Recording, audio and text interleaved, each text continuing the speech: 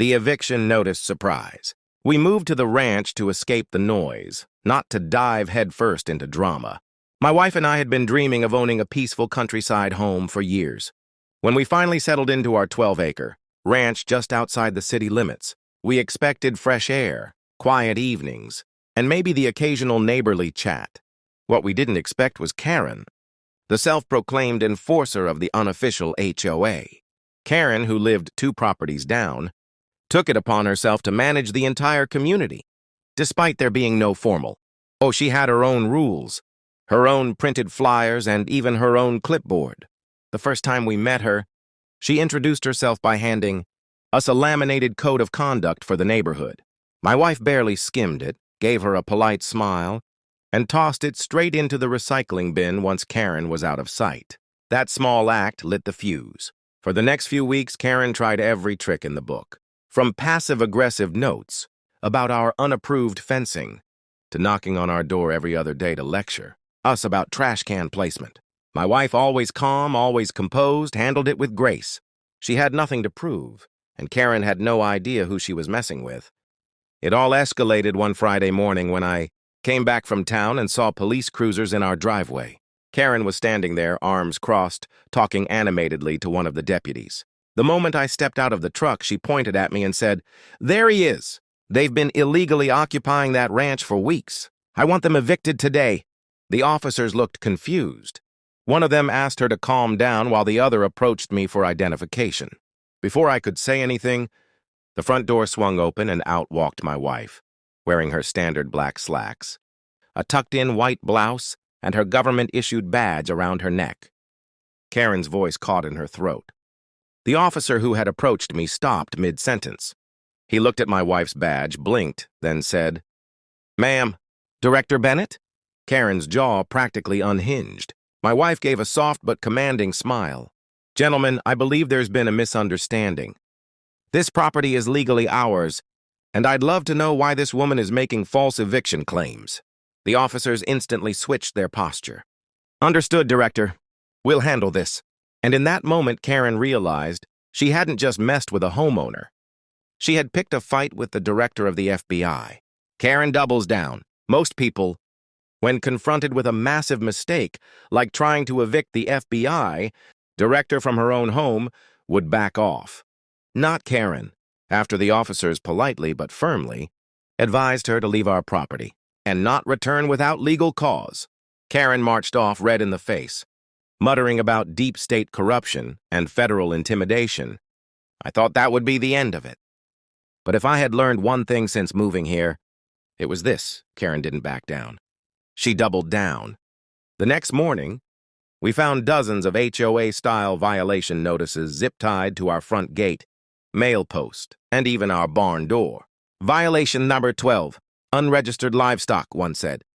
Another warned of unauthorized modifications to external structures, apparently referring to the antique windmill we'd restored. Each was signed, Community Oversight Chair, Karen B.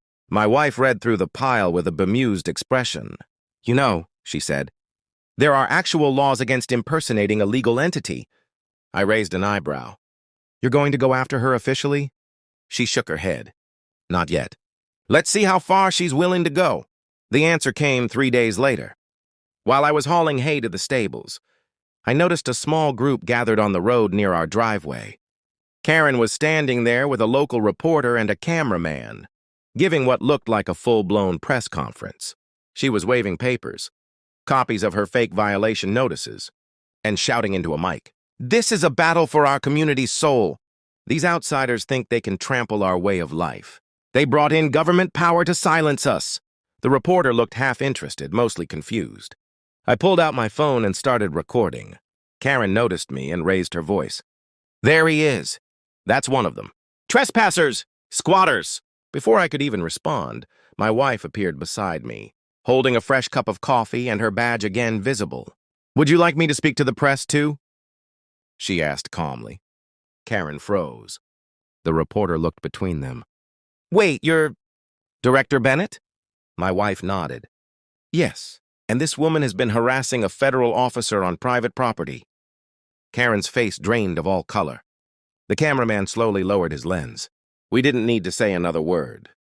Within moments, the press packed up and drove off, leaving Karen standing in the dirt, clutching her meaningless papers. I leaned over to my wife. Still want to wait before going after her? She smiled. One more strike. Then I make it official. The sting operation. If Karen had any sense, she'd have backed down after being publicly embarrassed in front of the media. But this wasn't about sense, it was about ego. And Karen's ego wouldn't let her quit. Not until she took her neighborhood back.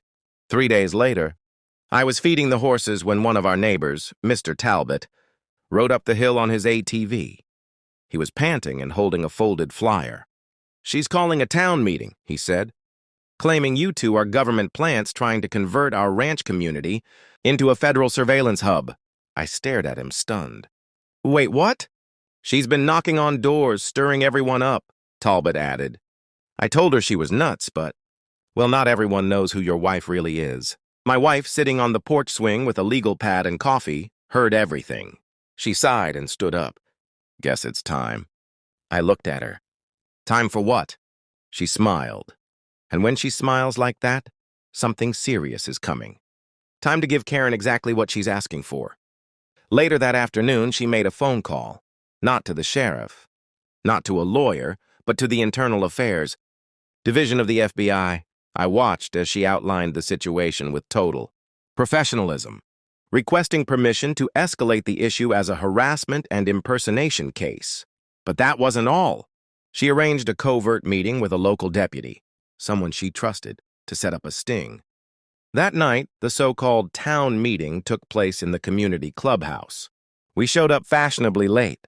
The room was full, and Karen stood at the front with a slideshow titled, "Reclaiming Our Ranches. Say No to Federal Overreach." Her voice boomed through a scratchy microphone as she warned of black SUVs and hidden antennas in windmills. I kid you not. Some people were nodding. Then my wife stepped forward. "May I speak?" she asked, calm and cool. Karen looked like she'd swallowed a cactus. "No, this meeting is for residents, not infiltrators." My wife pulled out a document and handed it to the deputy in the back. He stepped forward and read aloud.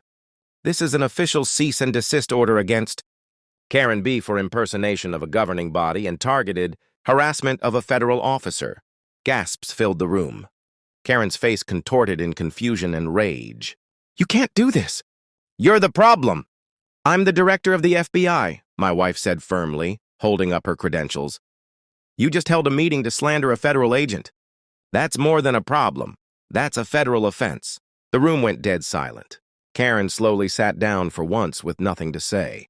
Karen didn't get arrested that night. Not yet. But the moment that cease and desist order hit her hands, her campaign of chaos ground to a halt. The community meeting ended in uncomfortable silence. Some residents slipped out the side doors. Embarrassed they had believed her conspiracy nonsense. Others came over to quietly apologize to my wife and thank her for handling it with dignity. Karen, however, stormed out, muttering that they haven't heard the last of this. She was right, but not in the way she meant. The next morning, we woke up to find several unmarked cars parked discreetly down the road. No lights, no sirens, just quietly watching. My wife was already dressed in a blazer and slacks, talking calmly on the phone while reviewing printed documents on our patio table. "What's going on now?" I asked, pouring coffee. She smiled. "Karen triggered a flag when she filed those false HOA documents. Turns out, she forged some signatures and sent fake fines through the mail. That's mail fraud." That's when it got serious. By noon, federal agents had enough evidence to move forward. And just like that, the same woman who tried to evict us from our own ranch had actual law enforcement knocking on her door. I watched from our front porch as Karen stood on her gravel driveway, arms crossed, yelling about deep state lies and patriots rising. The agents didn't flinch. One calmly presented a warrant. Another gently explained the charges: impersonating a governing authority, filing fraudulent documents, and harassment of a federal official. Karen's face contorted. "I have rights. This is my community." The lead agent replied, "Yes, ma'am." "And you violated several federal laws in it." Click. The handcuffs snapped around her wrists. For a moment, the entire neighborhood stood still. Some watched from porches. Others filmed from behind trees. Karen, the self-declared queen of the HOA, was led to an unmarked car and quietly driven away. Later that week, the real community, the ones who just wanted peace, hosted a barbecue at our ranch. No clipboards, no fake citations. Just food, laughter, and neighbors finally relaxing. A retired couple came over and shook my wife's hand. "You could have humiliated her," the woman said. "But you didn't." My wife smiled. "Justice doesn't need drama, just the truth and the law." As the sun set over our quiet land, I looked around and finally felt what we came here for: peace. And thanks to my wife, the FBI, director with unmatched patience and strength. We had earned every second of it. Karen never returned to the ranch community, and honestly, no one missed her.